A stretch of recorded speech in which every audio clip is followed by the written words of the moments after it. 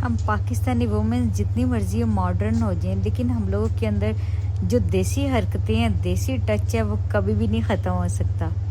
देसी माएँ, देसी तरीके, बस ये माएँ ही ये काम कर सकती हैं और कोई भी नहीं कर सकता अपने बच्चों के लिए।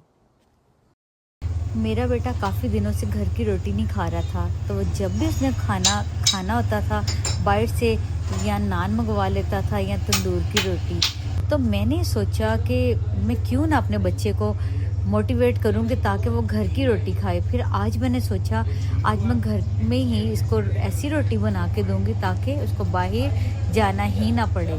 तो फिर मैंने रोटी के ऊपर थोड़े से तिल लगा दिए और कलवंजी लगा के 2 रोटियां मैंने बना के दी, और मैंने बनाया था पालक चिकन। उसके साथ मैंने बना के दिया, तो साथ दही की चटनी बना दी।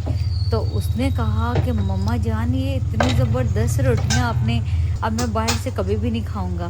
तो छोटी-छोटी चीज़ें जो होती हैं ना, हमें घर पे खुद से करनी पड़ती हैं बच्चों को मोटिवेट करने के लिए कि आपको बाहर का खाना बिल्कुल आपके लिए हेल्दी नहीं है, और हम घर पे ही ऐसी चीज़ बना दें ताकि बच्चे घर का खाना आराम से खा सकें।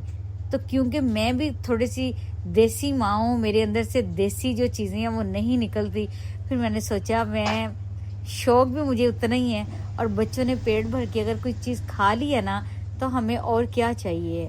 और हमें कोशिश करनी चाहिए, बच्चों के लिए एफ़र्ट करनी चाहिए।